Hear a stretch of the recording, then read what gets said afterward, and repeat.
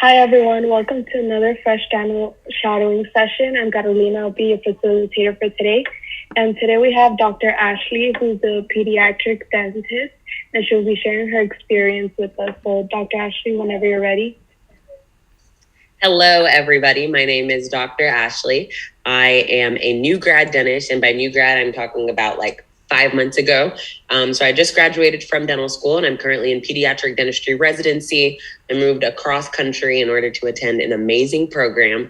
I love pediatric dentistry for several reasons, and I'll touch on some of that today. The main focus point of my personal statement will be to tell you about how you can improve your personal statement for your application.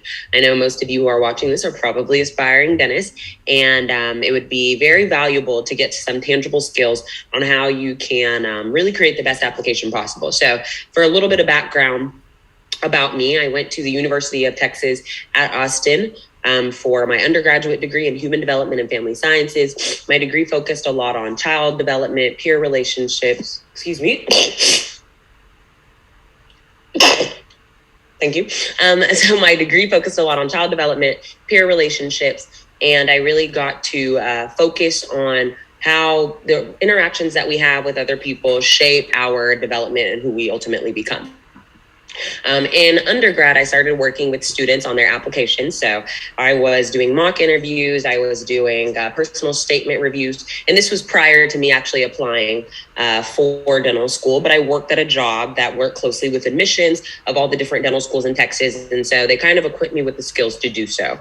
And so after I graduated, I said, you know what, I'm done with this. It was a nice run, but it's time for me to focus exclusively on dental school. Then I got to dental school and I just missed it so much. I missed working with the students, getting to connect with different applicants and whatnot, and essentially my future colleagues, because that's all who you will be one day. And so I jumped back into it independently through Dear Dental School, where you can find me on Instagram after this presentation. And so I've been doing it for the last 5 years. I've gained a number of skills just based on experience. And so I want to share some of that with you guys today, because I really do want you to create the best application possible. So I'm about to share my screen. Give me one moment.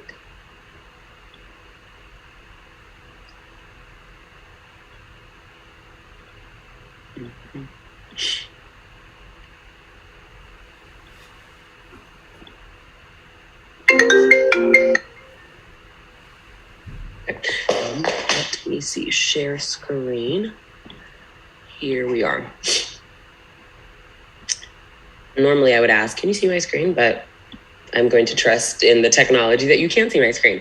And so I know it's not in presentation style, and I'm truthfully not sure how to do that considering this is a PDF document, but the content still remains the same. So we'll just go through it. So the presentation today is how to improve your personal statement by me, Dr. Ashley. And like I said, Dear Dental School is where you can find me on Instagram if you have any questions about any of the information that I provided today, or any questions about anything else afterwards. And so meet me. This is me throughout my, transformation through dental school. So you can see me as a D1, bright-eyed and bushy-tailed, long hair. And as you notice, dental school made me lose my hair. No, I'm kidding. But if you see me in my first year of dental school, we're doing a lot of didactics. So a lot of book work, a lot of exams. You're kind of setting the groundwork of your biological science knowledge. That way you can be best prepared for what's yet to come. In D2, if you see me here in the lab with a sim head, this is where you are learning a lot of the different dental skills themselves. So you're learning about all the different specialties and you're actually practicing them. So you're making dentures, you're doing fillings. You can't really practice an extraction on a fake head, but you're doing crowns, bridges, all the different dental procedures that you've maybe observed in office, that you've seen on YouTube, that you just know about. We practice them here. And then you can see me on D3. This is actually me during an outside rotation. So one of the benefits of the program that I went to for dental school is that we did a lot of community outreach. So it was an amazing opportunity to get to connect with the people that we serve in an environment that feels most comfortable to them. So we actually have a mobile sealant van. And so we go to different elementary schools. We place sealants, which are preventative coating on teeth. We place them on the kids and we refer them to the dental clinic if they need any additional work to be done. It's amazing, obviously, because we get to meet the kids exactly where they're at in a place like school, a place that they absolutely have to be at anyways. And so as you can see, I look very excited behind the mask, of course, but I look very excited. And that is because in my D3 year, I just absolutely knew that I wanted to do pediatric dentistry for a few reasons. And I'll get into those as we go on. But at this moment, I knew pediatric dentistry was it for me. And so this is me very lastly as a D4. As you can see, I am smiling because I was on my way out the door.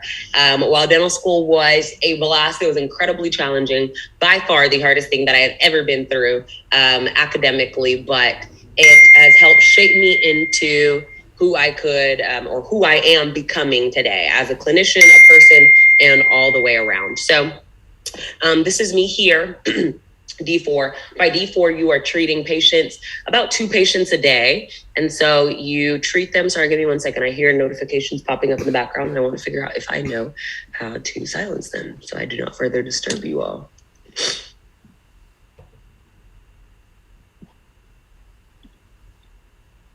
And I don't. So hopefully they'll just stop. That's my goal. Okay, so this is me as a D4. By D4, you are seeing patients full-time, essentially. And now full-time in dental school is very different than full-time in private practice and any work setting, to be honest. So full-time in dental school, in most cases, is a patient in the morning and a patient in the afternoon. So you have 4-hour long appointments to do like 1 filling. And so, but it is a great time to really build those skills, connect with your patients, because at most dental schools, you're seeing the same patient pool throughout the time that you're there. So you get to know your patients really well. It is definitely an awesome opportunity. And yes, so that is kind of just the overview of D1 through D4. And so the next part, this is me having graduated as a dentist. Awesome grad pics, very fabulous. This is not what I look like most days in dental school. And so I know it says SPET presentation, ignore that. I'm obviously recycling a presentation, but this is me doing a presentation. This is what I look like maybe on most days where I'm doing things, in the as best as I can with the time that I do have. You will find that dental school will keep you very busy, busier than you probably ever anticipated, and maybe even busier than you want to be. But I still found it incredibly important to find something to look forward to outside of school, some hobby that keeps you going, even if it's just talking on the phone to somebody, taking a walk around the neighborhood, watching a TV show, whatever the case is, just something that kind of brings you back down to ground, because dental school can be incredibly stressful. And so very nextly,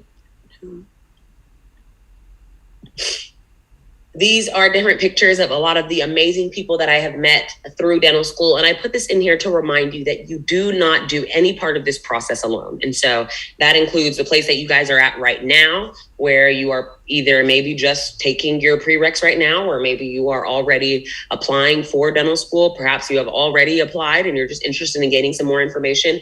No part of this is designed to be done in isolation. And so I want to encourage all of you to find a person, find people, find a community, be it virtual, like the one that you have right here, or be it in person, but a way that you can remain connected with other people, because those will be the people that will keep you going on the days that you question why you're even here to begin with. And so I certainly recommend doing that. A little background on some of these pictures. This down here is another community outreach that we did. And we actually traveled about maybe an hour and a half. And we spent a week doing dental work. So it was absolutely amazing. We lived in the dorms there. For that weekend, every day, sun up to sundown, we are treating as many patients in the community as possible. And so that was just a great experience that my dental school had. This is me and my girls at our white coat ceremony. Your white coat ceremony is when it basically symbolizes an introduction into clinic. You are now a clinician in training, treating patients. At a lot of programs, they do it like the first week of school. My school did it at the end of our second year, symbolizing our entry into clinic D3.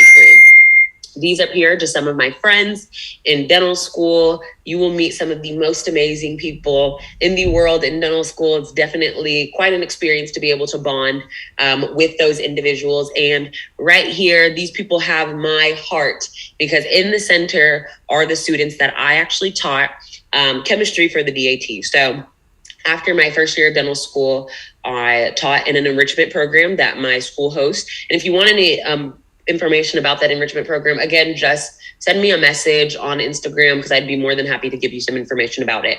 So it is an enrichment program that my school hosts, 6 weeks long. You get to come to school every single day and almost see what it's like to be a dental student. It is very, very stressful, but it is an awesome opportunity. And this is the class that I taught.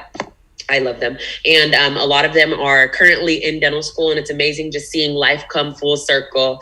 And because I taught them as a D1 and now I'm a dentist and I see them who are in clinic, and it's just beautiful. So like I said, the biggest point that I'm trying to emphasize is find your people, because this will not be done alone. It cannot be done in isolation. And I know maybe a lot of the people around you, you may potentially view them as your competition. You may compare yourself to them, but collaboration will always exceed competition. So find a group of people, a person, whatever the case may be, and remain connected.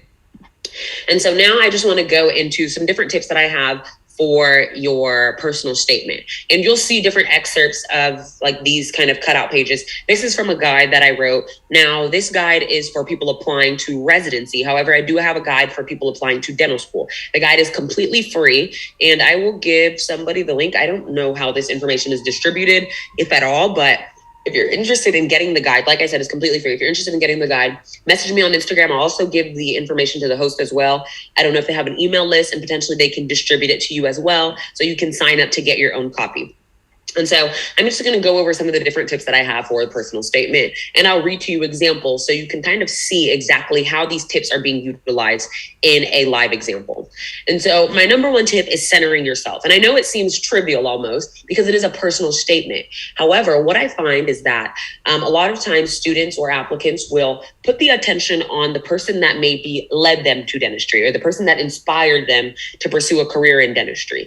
Or maybe they'll put an emphasis on maybe the different activities they've participated in, as opposed to centering themselves. Your personal statement is your opportunity to show admissions who you are. They have zero knowledge of you, and reading one page is all they will get to do in order to capture who you are. Now, I will say there's not enough characters, there's not enough words, there's not enough sentence structure that you could possibly use to capture who you are as a complete individual in a page and a half. However, our goal is to really utilize the space that we do have to create the best personal statement possible. And so I'll show you an example of centering yourself. So the first part is an example that I came up with all these examples, but examples mimic very closely to the things that I see when I'm working with applicants. So very beginning, it says, I participated in a 5-day community service event in a small town in Texas. We packed our dental supplies and traveled 1.5 hours to an underserved community and began the setup for a mini dental clinic. Despite having limited resources, our group was able to offer care to a number of individuals. Seeing the smiles of the children was so rewarding and unforgettable. Now, this is not poorly written at all. It captures the event that's happening. However, what we're missing is what the person does, what the person learned, and what skills the person has that they can now implement once they are in dental school. And so if you see the second part, it says, on a 5-day service event, I became more aware of oral healthcare disparities that exist in surrounding communities. While I had the opportunity to provide treatment with limited supplies, I was challenged to consider how I could implement preventative care. By teaching families how to brush and floss, I was able to contribute towards creating a lasting impact. And you see, there's a stark difference in the two examples. In the second one, the person is centered. You get to learn about what exactly they did, what skills they have gained through it, and the knowledge that they have that they can bring to the program. And so what a lot of applicants forget is that the people who read your applications are essentially gatekeepers to the field. They're gatekeepers to the program. And so what they want to know is, if I bring you here, will you give me something that is worth it? There's no way for them to tell that if you do not just explicitly tell it to them. And so part of the process of writing your personal statement is learning how to center yourself in writing and talk about yourself and shine a light on you, not in a way that is arrogant, but in a way that shows them, I do have some type of experience, I have some type of exposure, and through that I have learned something, and that'll set the foundation for what I will continue to build upon once I'm in your program. And so the second tip I want to show you is be specific. And so there are a number of acronyms and names for different organizations, and you can never assume that your reader knows exactly what these programs may be. And now maybe you're thinking to yourself, well, I fill out a traditional application and I also wrote a personal statement and I described the organization in that application, so I don't need to write it in my personal statement. And what I tell applicants is you want to view every part of your application as its own standalone document, meaning you don't know what order they could potentially read something in. Maybe their first line to determine whether or not they will move somebody further along in the application process is through the personal statement. And maybe they just read a personal statement and make a decision if they will continue reviewing or not continue reviewing. And so you really want to ensure that every single part of your application is as descriptive and telling as it possibly can be. And so I'll show you an example for this tip. And this was actually copied from an example that from a student that I worked with. And so they wrote, through paper airplanes, I had the opportunity to develop close one-on-one relationships with students. Obviously, because paper airplanes was capitalized, I knew it was a proper noun and they weren't talking about literally folding pieces of paper, but I had no idea what paper airplanes was. Once I got to talk to the students some more, I got to see exactly what that organization was. And what we came up with instead was, through paper airplanes, an organization that seeks to bridge gaps in language, higher education, and professional skills training for conflict-affected individuals. I have the opportunity to develop close one-on-one relationships with students. Relationships only has one T in it. This was a test. No, it wasn't a test at all. I just made a typo. So as you see, the descriptor that's added here is able to tell more about what exactly paper airplanes is. So, and I tell people this a lot whenever you're wanting to bring up maybe an organization that you participated in. So if you just say the name of an organization, even if the name is very telling of what the organization is, for example, Pre-Dental Society, I can't wonder too much about what's going on in Pre-Dental Society.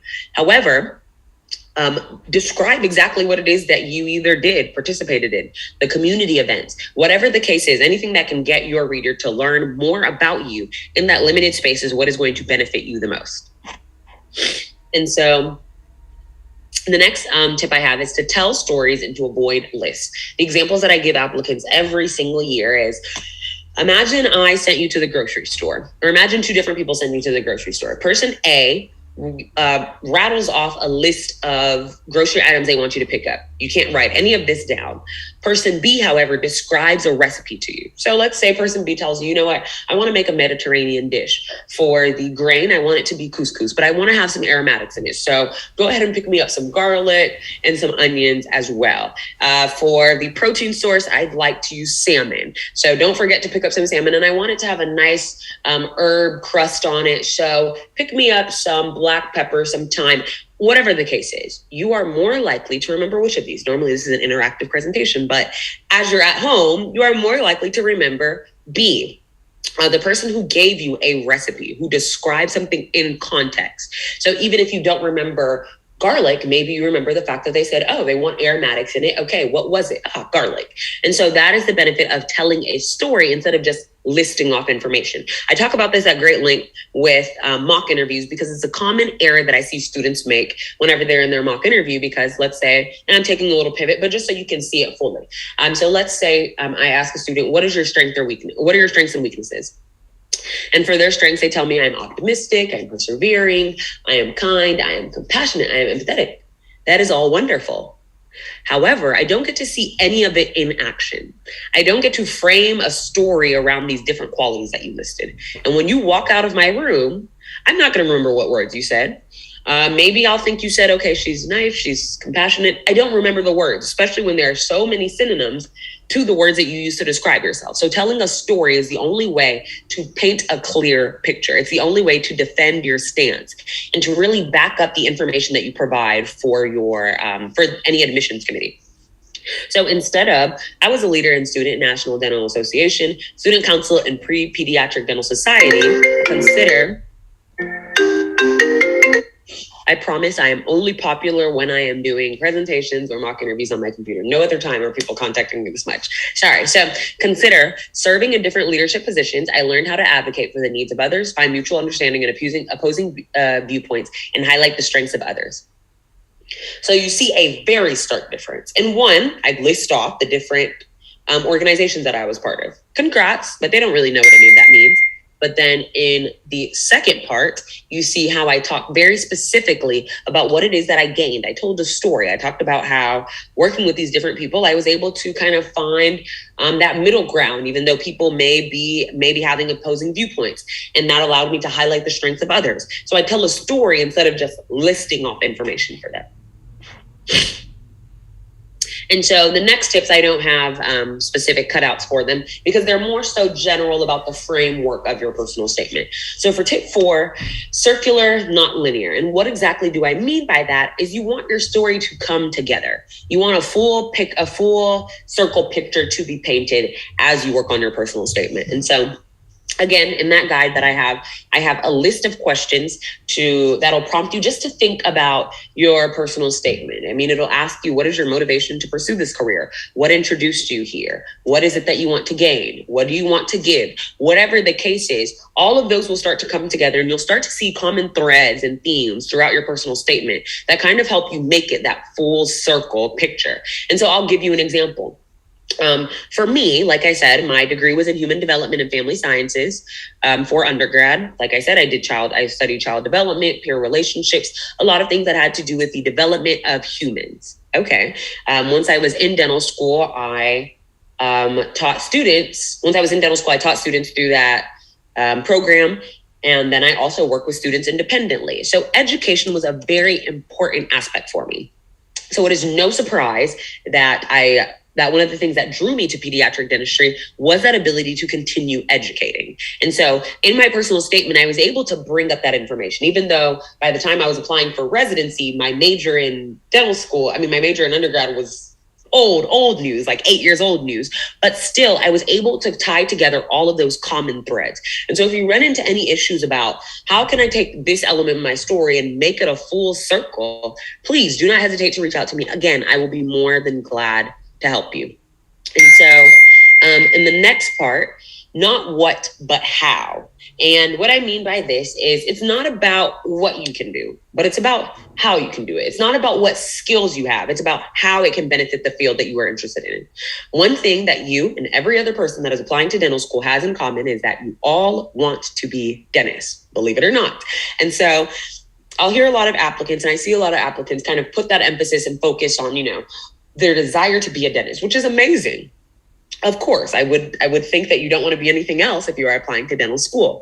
However, what you want to consider is how the skills that you have gained and what you have learned can really go to influence the field, impact change, impart great relationships on patients in the future. Because that is, like I said, the people that are reading these applications are the gatekeepers, essentially. So they will make the decision. So you want whatever information that you provide to them to be something that convinces them, that encourages them to allow you through the door so that you can impart the change that it is that you say you want to. And then tip number 6, to consider yourself outside of dentistry. And so I harp on this point to every applicant because like I just mentioned to you, you and every other person applying to dental school has at least one thing in common. You all want to be dentists. So highlighting on your desire to be a dentist, while that may be fascinating among your friends or family members who may not be in dentistry, it's not really that special or unique or outstanding when you're reading dental school applications. And so think about the skills that you have, the activities that you have participated in that have shaped you and created who you are outside of dentistry, because who you are outside of it is definitely going to influence who you become as a part of it. And so some examples that I give are anything. I have helped people write personal statements about literally anything: carpentry, basketball, volleyball, playing guitar, taking pictures, makeup, whatever the case is. There is nothing that you are interested in that is too trivial to not be able to be integrated into your desire to pursue a career in dentistry. Because everything that you do, even in the simplest of ways, begins to shape and develop you in some way and offers you a skill that you could offer to your desired field.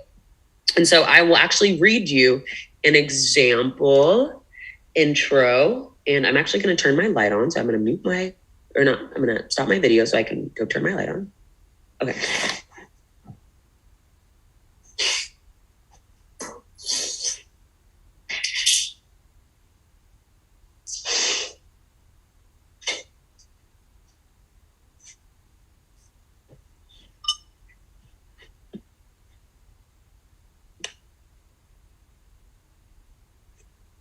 Okay, hello. Sorry, I was relying on the sunlight, but the sun has since set. So I am going to tip number 7. Book an appointment with me today. So this is the cover of the guide that you will get for free. Like I said, it's completely free. It's like 30 pages or so, and it has information about all different parts of dental school, the application process, how to ask for letters of recommendation, how to get the best letter of recommendation, brainstorming for your personal statement. It has different interview tips. I mean, it has a host of information. I don't know if there's anything like this on the market. So I have created it for free for anybody who is interested in having a copy. And then, let's see, I'm going to, like I said, I will read the example to you. Can somebody tell me how much time I have? I don't want to go over the time.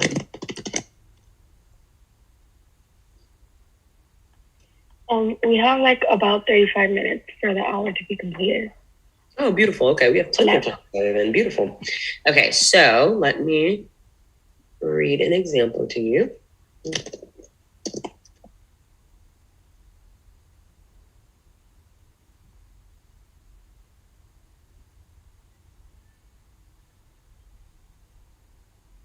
I guess I can share my new screen. Let's do that.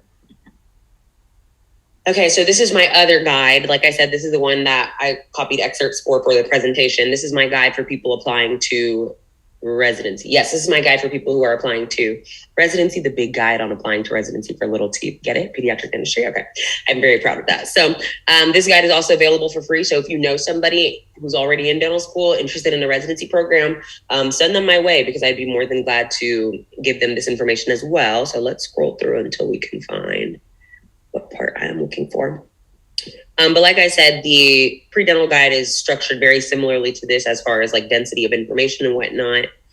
And okay, so this is what I call a personal statement transformation. It's one of the services that I offer where I help you transform your personal statement. I don't call it editing because to me, editing is I take what you wrote and I switch up the sentence structure a little bit. I throw in a period there, but a transformation is really where I push you and I push your storytelling so that we can completely transform your personal statement. I ask you a series of questions so that we can find information other than what's already in your personal statement that we can use to really highlight who you are and what you have to offer.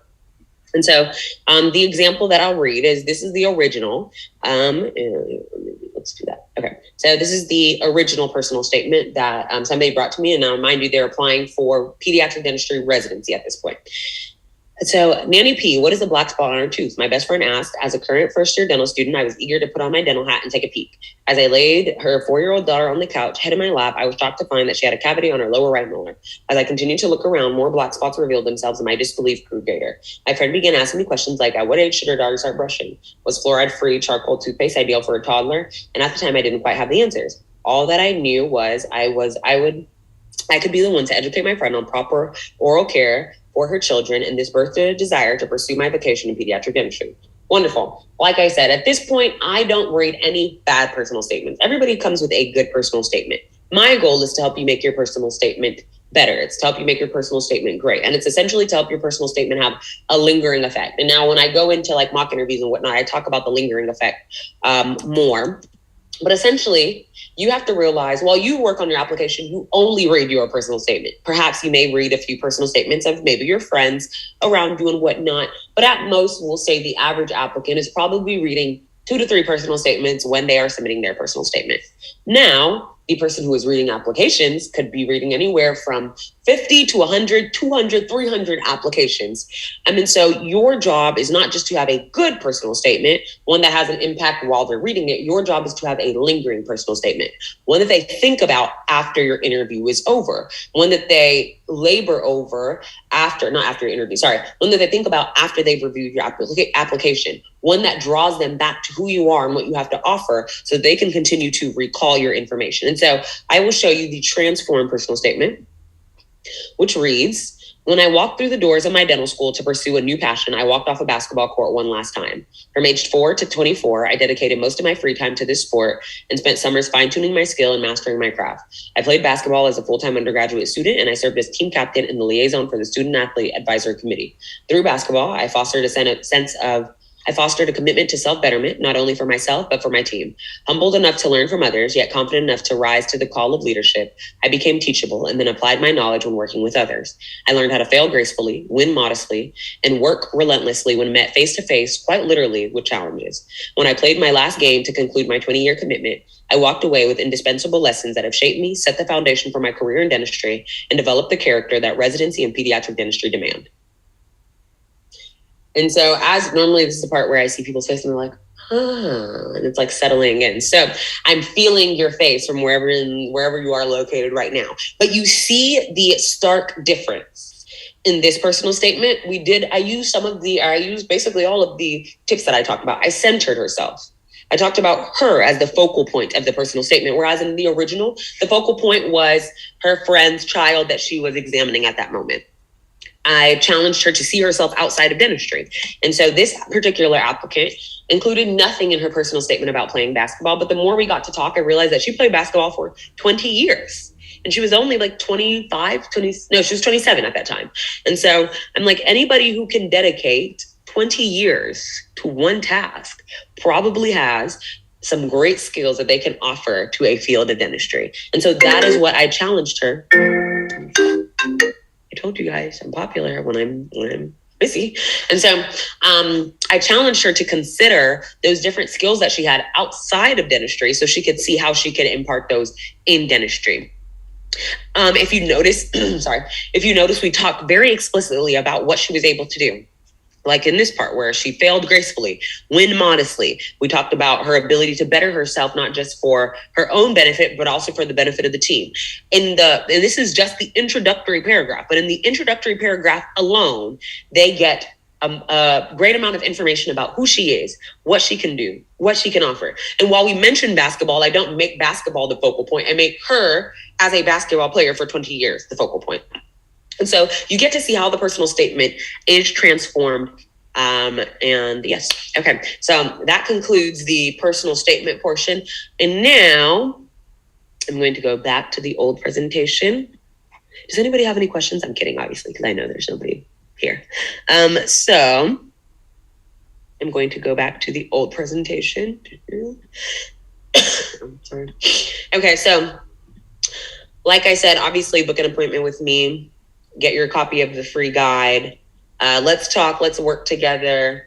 I thought I was going to be done doing this in dental school, and here I am in residency still doing this. So I obviously love it. I can't stay away. But so for as long as I will be invested in this, I want to help as many people as possible. I want to help you make your dreams come true and help you create the best application possible to improve your chances of matriculating into the best dental school for you. And so very lastly, I just want to leave you with some encouragement. Okay. I want to leave you with some encouragement. And so I have been exactly where you are. I've been in this stage where you are applying for school, where you're shadowing, where you may be second guessing what it is that you signed yourself up for. Maybe perhaps you're studying for the DAT and you're wondering, can you do this? Is this for you? Whatever the case may be. I have been exactly where you are. And you will be exactly where I am, which is on the other end. And the other end is further down the road. And I recognize there's a lot of things that you have to overcome and go through in order to get there. And so I have here my how it started picture, which was back in 2015. I did a summer program. This was while I was while I was in my sophomore year of undergrad. And this is my digital diploma in the year 2021 after I have completed dental school. However, there's a lot that comes through, or a lot that you have to go through and endure in order to make it to the other side. Some of these things are fear of failure. Some of them are just completely in your head, and it's something maybe that you can't explain to other people or that they can't quite see. Maybe some of you feel the pressure from your families, and it may not even be a pressure that they're putting on you, but maybe just the pressure to succeed, or the pressure to make them proud, or the pressure to make their sacrifices worth it. A lot of you may be facing some of that. And I want to encourage you and remind you, like I said, a lot of it sometimes is just in your head, but you really never know what can come of it. You really never know what you're able to do without putting your best foot forward. And many times I've seen applicants hold themselves back. I've seen applicants get in their own way because they're kind of scared to take that first step. They're scared to ask for help in class. They're scared to go to office hours. They're scared to reach out to somebody for mentorship, whatever the case may be. And so I want to let all of you know to quiet that voice in your head that tells you, you can't do it, or you're not good enough, or you don't come from an educated enough family, or you don't have the resources to make this happen.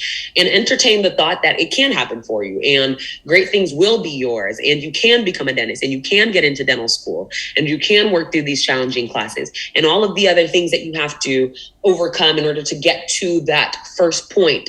Honor it and recognize that it's all a process, I think a lot of times applicants zoom in on the application and they view it as just like, okay, I need to get this application in, write all these things down. And I always encourage them to take a step back and consider themselves as a whole person, because that's exactly who you are. And think about everything that you have been through to get to this point. Think about what your family may have gone through or sacrificed for you to get to this point. Think about what you have sacrificed to get to this point, and really honor your journey, whatever it may look like, because your journey will not look like the next person. And that is perfectly fine, because it's in all our differences that we're able to offer the field of dentistry so much. And so for some of you, maybe the hurdle that you're facing is something very tangible. It is the DAT, a prereq that every single person has to hit in order to get to this point.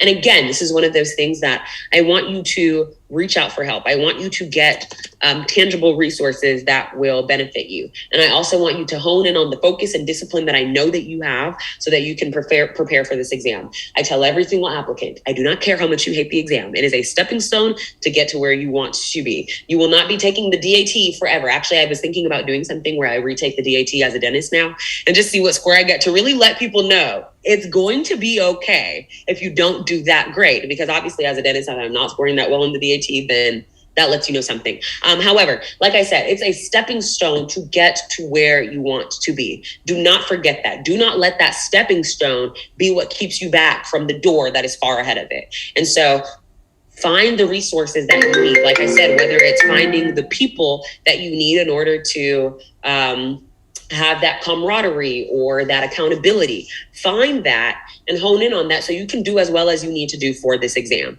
For some of you, you may just be doubting yourself. Maybe you don't feel adequate for this. Maybe you're questioning, if I'm doing horrible in Gen Chem, how will I ever become a dentist?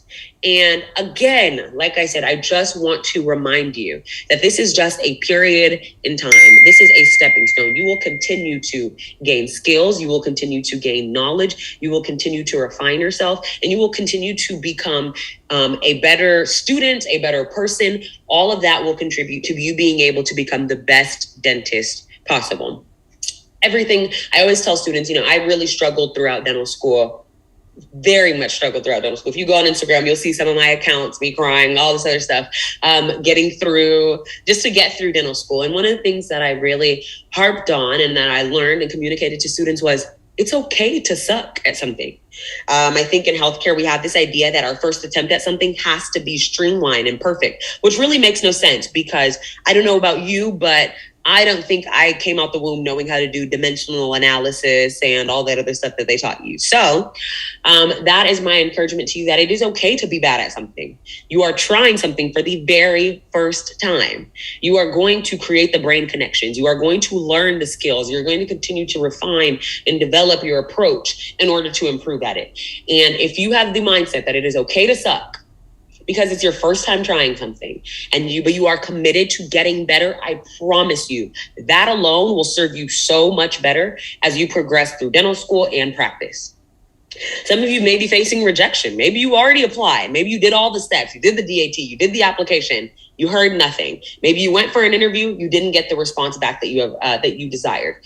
And that is where I tell you, just keep on going, because you don't know what could be on the other side of the next application cycle. You don't know if you are just one more application away from your yes. And there is no shame in being a reapplicant. There is no shame in retaking an exam. There is no shame in retaking a test. As a dentist, you will redo some of the work that you do. And mind you, this is after you have earned your doctoral degree. And so it's just a reminder that you can, and absolutely you can bounce back even if you have received any type of rejection. And very lastly, maybe you're facing exhaustion and tears and just tiredness overall.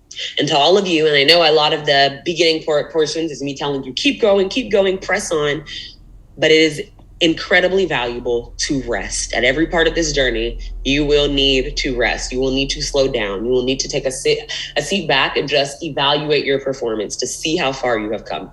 I want to let all of you know that I am incredibly proud of you because, like I said, I have been where you are. I know all the thoughts that rummage through your head. And so I am very proud of you for making it this far, for seeking out resources to benefit yourself, even in the midst of a pandemic that has probably shaken up your plans more than you could possibly anticipated. I am so proud of you and consider this your first formal welcome to the field of dentistry. I look forward to calling all of you my colleagues someday. Thank you so much, Dr. Ashley, for the motivation and advice. We will be moving on to a Q&A session now. So if anyone watching has any questions, you can leave it in the live chat on YouTube. I'll be checking that. And then if not, then I can ask other questions perhaps.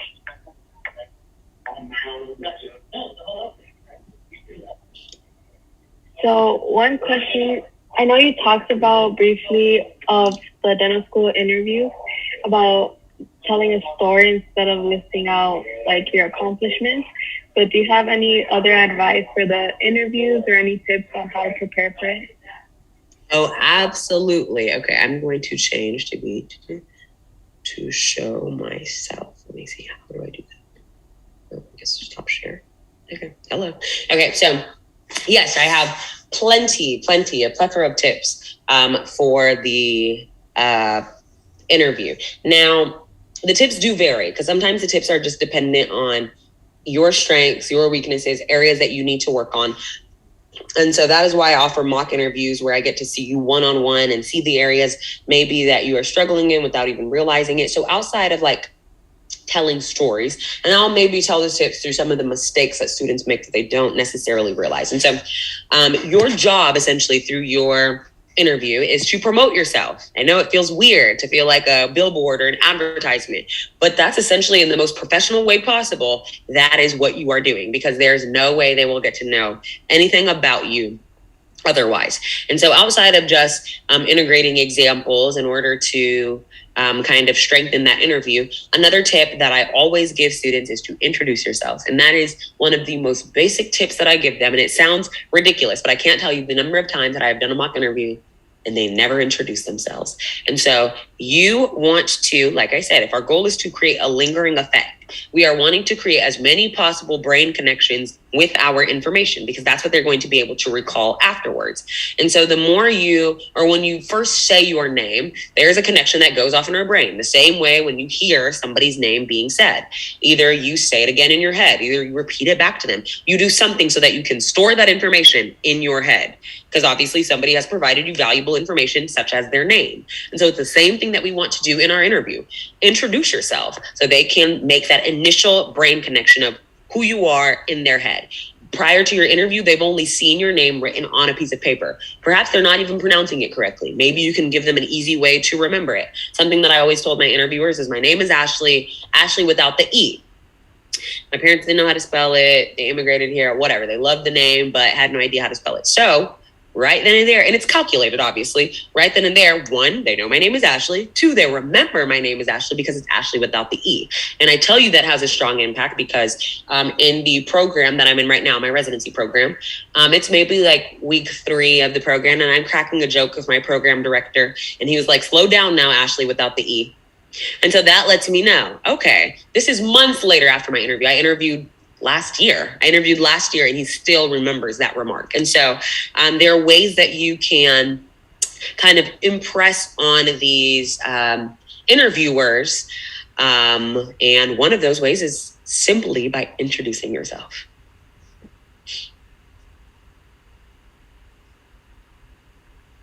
Thank you for that advice.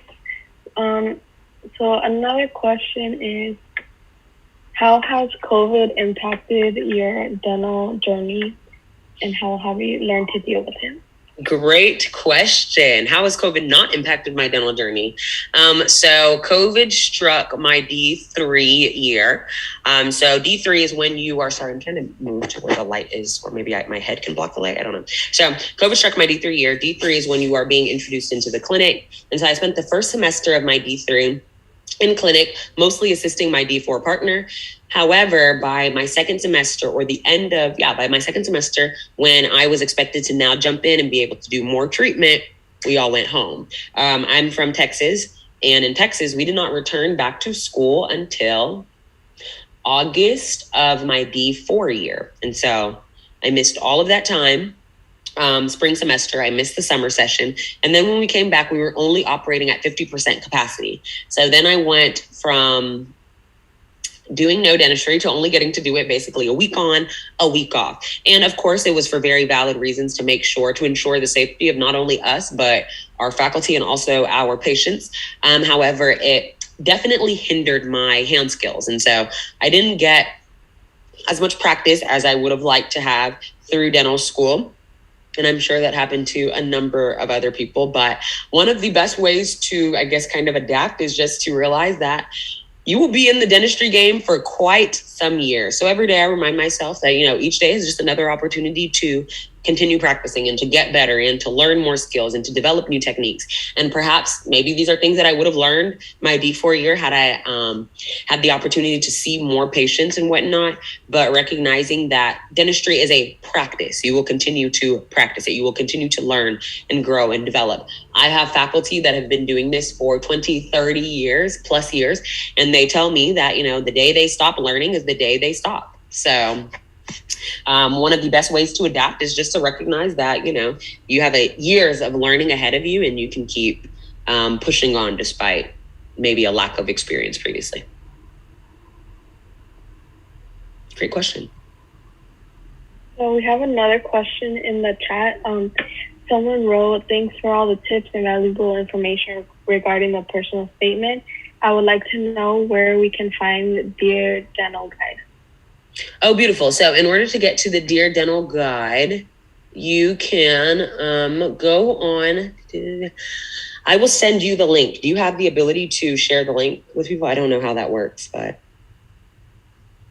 Yeah, we can probably post it on our link tree in our Instagram or post it as an Instagram story. So. Okay, beautiful. And so, well, for the person asking, just to tell you, I'll send it to you right now. For the person asking, though, the way that you can find it is by going to Dear Dental School on Instagram. It's just Dear Dental School, no periods, no underscores. You can go to my link tree there and you'll see the guide and it'll tell you how to get to the page. You submit your email and then it'll just send you the guide automatically as a PDF.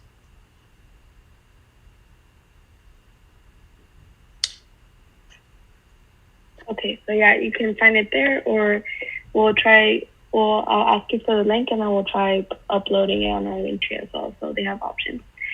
Mm-hmm. So another question is regarding pediatric dentistry, what are some pros and cons to that field? Pros. Okay, so mind you, I'm very green to the field because I just got here. And so I'm probably filled with more pros than cons, but I will tell you all the things that I genuinely enjoy about it. One, I love the opportunity to educate patients and children. I mean, two, I feel like I work with the best population in the world. I mean, kids, does it get any better than that? I mean, they are so pure and genuine. And I love that I get this one-on-one interaction with these children. Beyond just, focusing on their teeth, I get to affirm them and validate whatever emotion it is that they may be bringing to the dental chair. Something else that I really enjoy about it is getting to advocate on behalf of my patients. Obviously, I see children, a population that is essentially helpless. And I love that I'm positioned in a place where I can advocate for the well-being of my patients and point parents in the direction of resources that can benefit them. I love that I get to be kind of that first point, their first exposure of what dentistry is and what it captures, and seeing kids go from being incredibly afraid to being less afraid at a next appointment is absolutely rewarding. And I really love that pediatric dentistry focuses a lot on preventative dentistry, things that we can do to kind of create that strong, healthy foundation initially so we can prevent kids from being 20 and needing comprehensive dental work on every single tooth. So those are what I would say are some of the best parts about pediatric dentistry. Now, it is hard for me to talk about cons. I don't know. I know there are, I would say, challenges.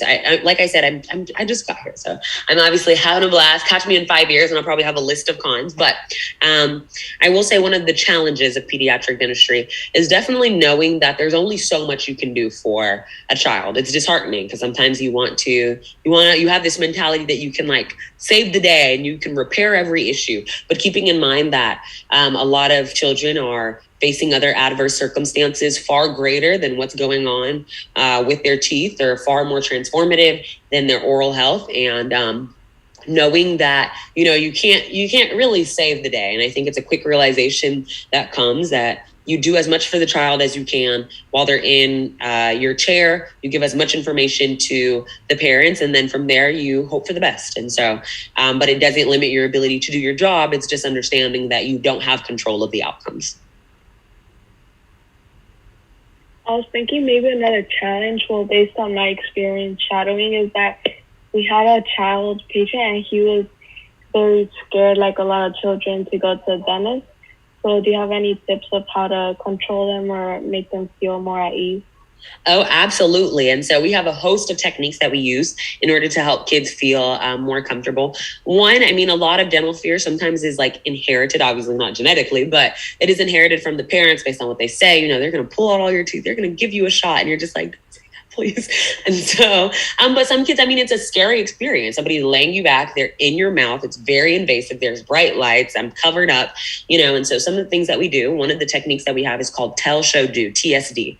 And so what tell, show, do is I'm going to tell you what I'm going to do. Hey, so today I'm going to place almost like a polish on your tooth. It's going to help protect it from getting cavities. Then I'm going to show you what I'm doing. I show them the etchant. Maybe depending on the amount of fear that a child may have, you may square out some of the etch for them to see. Okay, just look at it. It's just a blue shampoo. That's all it is. And then I'm going to do it. That way it informs the child of what is going on throughout the entire procedure. So they have this awareness, because some of the fear that kids experience is just the fear of the unknown.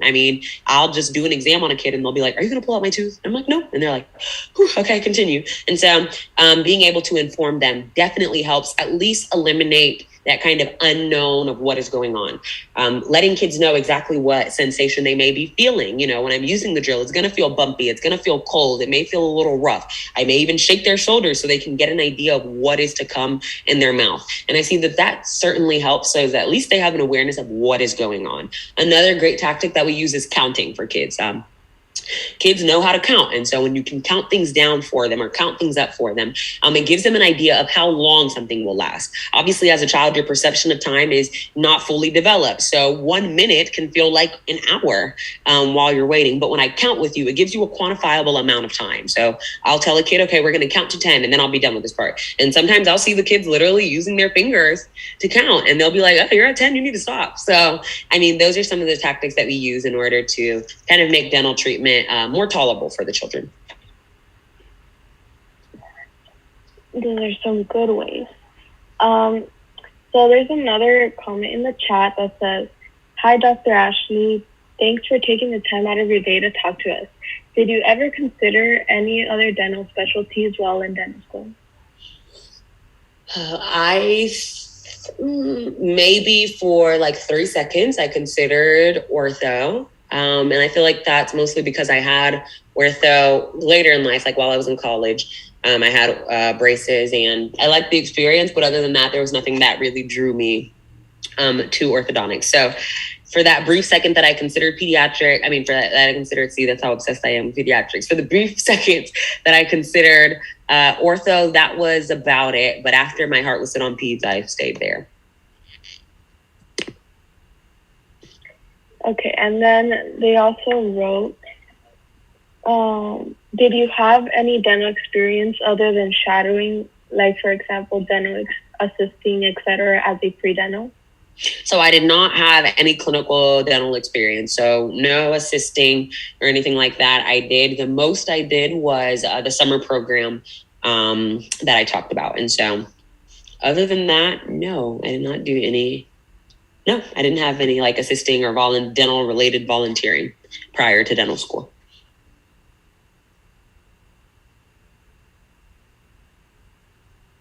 Okay, and another question would be, do you have any tips for time management while in dental school? Absolutely. And so one of the things that I talked about with somebody was, instead of focusing on time management, which is how will I manage this hour in front of me, to switch the focus to energy management. So what I recommend for people is do most of your studying when you have the most amount of energy. For some people, that's in the wee hours of the morning. For some people, that is late at night. Whatever works for you, do that. Because if you know you just do not have the energy or capacity to study in the morning, then trying to force yourself to be a morning studier will be a waste of that hour. However, you're probably more likely to get the biggest benefit out of that hour if you shift it to maybe an evening study time. And so study at the time when you have the most amount of energy, and review information at the time that you have less energy. So for me personally, I would study at night, and then I could review information in the morning because I already had exposure to it. It wasn't like I was trying to think and gather all this information in my head. So that's one of my biggest tips for time management, so to speak, in dental school and just in general. Another one of those is to eliminate distractions. And I know that's one of those like elementary recommendations, but I found that I know we think we can multitask. Multitasking has been disproved many a times that it's actually not real. It's called task switching. Every time you go from watching your Netflix show on one side to going back to your work on the other side of the screen, your brain is actually stopping what it's doing on one side and flipping to the other task. And all of that is inefficient. And so I set timers for myself, and I would tell myself, okay, I have an hour to go look over this lecture. That's all I'm going to give myself. So for 1 hour, I'm going to focus on this lecture. But I would also have reward that I could anticipate. Okay, after this hour is done, I'm going to go buy a bag of cookies and probably eat more than I should. And so creating those rewards for yourself, you're no different than when you were a child in that regard. Creating those rewards for yourself allows you to kind of stay focused because you can anticipate something at the end of it. But I always recommend having something that you can anticipate and look forward to, because it can get bleak. I'm just being completely honest. Studying day in, day out, studying before the sun is up and studying after the sun is down is not that fun all the time. And so having little rewards that you can look forward to, I feel like definitely help you maximize the amount of time that you're spending doing anything. Okay, so I think we have time for one more question. So that would be, do you have any favorite procedure you like to perform on your patients? Favorite procedure?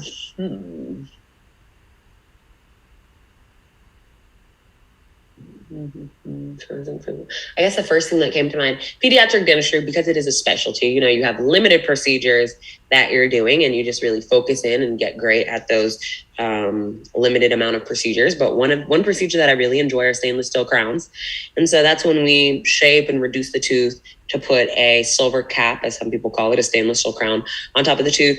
I love it because it's just so satisfying when you get the crown that just fits on, and you hear the pop and it just fits perfectly. And you just know that that tooth underneath it is just protected and will be able to, sustain whatever comes in that mouth for as long as we need that tooth to be in the mouth. So that is one of my favorite procedures. Well, I want to thank you so much for your time today. And I want to thank everyone watching. I will be posting up the quiz on our link tree. You can find that at Fresh Dental Shadowing on the Instagram link in our bio. And if you want the resources Dr. Ashley mentioned, I'll be trying to post that in the link tree as well, or you can check her Instagram at Dear Dental School. Awesome.